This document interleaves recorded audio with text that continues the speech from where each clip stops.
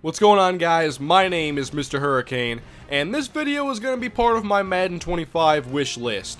And this is about Ultimate Team, and specifically the very high rated players. I don't have a right way of explaining what these players are other than comic book superheroes, because all of their attributes or most are in the high 90s or even 100. So I'm playing some Ultimate Team here, and I just wanted to hop on and have a fun game. My team is a 95 overall. I have plenty of coins. I could be a 99 if I wanted to with a lot of the overpowered cards, but I just don't like playing with those cards. And the purpose of this video is to explain why those cards should not be in Madden Ultimate Team, because I think Ultimate Team has a great concept behind it, but I think the execution in Madden is not as good as it should be. In this game, I'm going to say it right now, I lose this game and it's not a very good game for me, but what it is a great example of what some of these high rated cards can do. And I get off to a good start here with Geno Atkins. I think that's my 97 overall card. I'm showing you guys his entire roster as well, and you can see just like every player, when you're a legend or a really high rated player, the speed is insane. And what they do a lot of times with Ultimate Team is they release these special edition cards, and the stats are just off the charts insane. And I know I complain about Legends quite a bit, but it's not just Legends. I mean, look at this. Dwight Freeney, 97 speed. Deacon Jones, 92. Why do defensive linemen need to have the same speed as my running backs and receivers? At this point, when you make all these cards, and there are a lot of cards in Madden that are 99 overall, whereas actual players in the normal head-to-head games, there are only 3 players that are 99 overall. Just 3. And in Ultimate Team, I have no idea how many there are.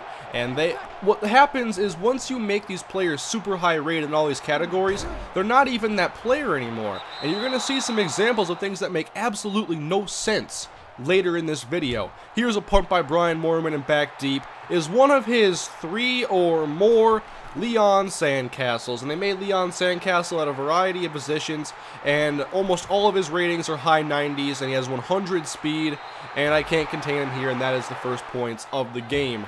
And I want to refer to what I said before. I'm looking online now because I don't have Madden next to me, and it's showing only 3 players that are 99 overall. Not even any quarterbacks. Aaron Rodgers is a 97, Tom Brady's a 98. All we have for regular players in the regular head-to-head games are J.J. Watt, Adrian Peterson, and Calvin Johnson. All 3 of those guys are extraordinarily dominant at their positions. Other players don't compare to those guys in the impact they have on the field.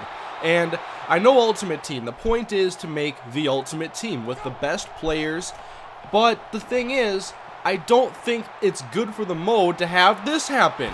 Jimmy Graham 00 version, and I'm going to show you his ratings right here. He's a tight end with 98 speed, 100 agility. Why does Jimmy Graham, who is 6'7", 265, have better agility than Cordero Patterson? And he's better than Randy Moss at receiver. My 96 overall Randy Moss. Nothing makes sense in Ultimate Team when you're dealing with these super high rated players. They're not good for the gameplay. They just mess up the gameplay, and the only way to counter them is to use players that are also 99. And at that point, you have clones. Just a bunch of players with 99 speed, 99 agility, 99 throw power, 99 hit power, and Deacon Jones going outside to take down Ray Rice from his defensive tackle position. It's not good for the gameplay. At that point, you're just dealing with superheroes. That's all they are. Ray Rice is useless in this game for me because Deacon Jones, his defensive tackle, can run him down no matter where he is on the field. This throw here, that's completely my fault. Nothing to do with the players. That's all me, but I'm showing it. And so if you ask me, the players that are all these high 99s, and they're really not 99s, guys. The ratings only show overall up to 99. If it actually like scaled with the other ratings, I'm assuming that most of those cards are in the 105 to 110 rating for overall. And I just think they're bad for gameplay, and they really show the faults in Madden. And I had a cover 3 zone where I had 3 excellent safeties covering deep, and Jimmy Graham got by. Why? Because he had 98 speed. It didn't matter that I had a 97 Eric Weddle, a 98 Cam Chancellor, and I believe the 91 Earl Thomas, all very good safeties with ratings that fit what I want to do on defense, but it didn't matter. It just doesn't matter when you're dealing with these players.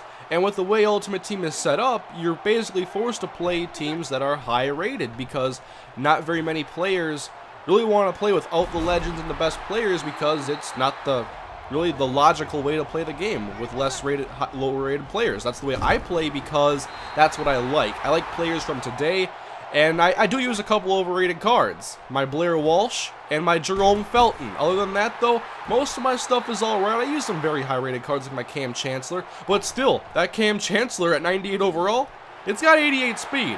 Whereas this AJ Green, 99 speed just goes all the way through Brandon Brown or Earl Thomas. And AJ Green's not a burner, guys. AJ Green's a 6'4". He's a deep threat, yes he is. But his main attribute, his main speed in the regular version of the game is 90.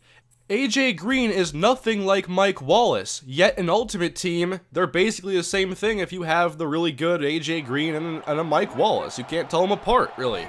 So what I'm saying is they have to make some sort of balance here. My Drew Brees, my average offensive lineman is probably a 90 overall. Greg Jennings, Percy Harvin, great route runners. It doesn't matter because he has Leon Sandcastles with 100 speed, and they just don't get beat. Those players are very hard to beat unless I bust out like a super duper Megatron Transformer edition Calvin Johnson just to counter them. And to me, that's not fun. That's not what the mode should be about. When you have all these 99s, the talent pool gets so watered down, and all the really high-rated players, they're just clones of each other. Compare the attributes. The only thing that's different are player models, names, height, and weight. Otherwise, ratings? What's the difference between the cover vote Julio Jones and the whatever cover vote AJ Green?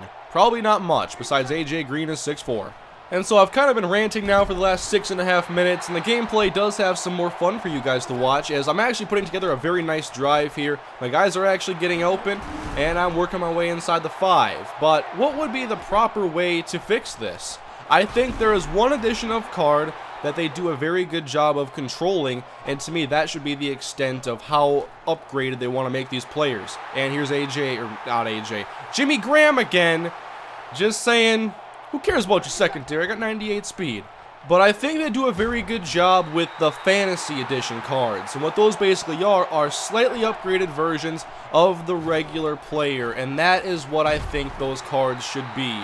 And I use some of them. I have a Kyle Rudolph I like a lot, a Von Miller, and I have a lot of other ones as well. And here I just say, I don't like your sandcastle, so I'm going to destroy him. Yet I couldn't even knock him to the ground with Charles Tillman there. And Patrick Willis, my 98 overall. Who cares? It's Jimmy Graham. He's taking over the game, guys. He is taking over. He is the John Cena of Madden. I went there. He is John Cena.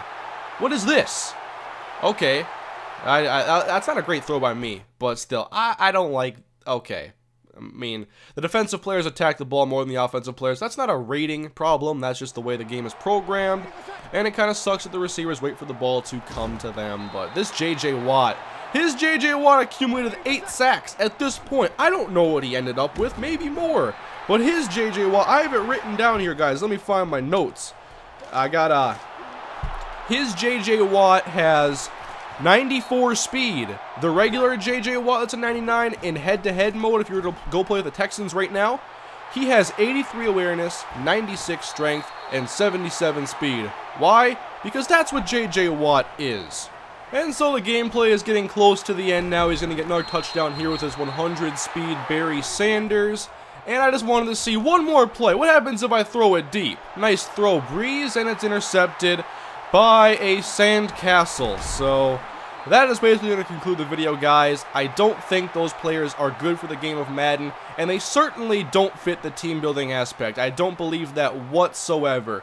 They're all clones of each other and have the highest ratings possible in the game, and so at that point you're not even assembling a team anymore and using strategy to do so. It's just very boring, very watered down, and not the way I believe Madden Ultimate Team should function. So let me know in the comment section, guys. Do you agree? Do you disagree? Have some discussion down there. I'll be reading the comments and seeing what you guys have to say. I like Ultimate Team, but I don't like it all the time, and I won't call it great until I think it truly is. And I think Ultimate Team has a lot of room for improvement, and I hope it gets a lot better in Madden 25. I'm not saying we need a salary cap feature, although I would absolutely love a salary cap in Madden Ultimate Team. But we'll see what EA has to say when they drop some Ultimate Team information. Thank you guys for watching. I'll see you next time. Hopefully you enjoyed the video.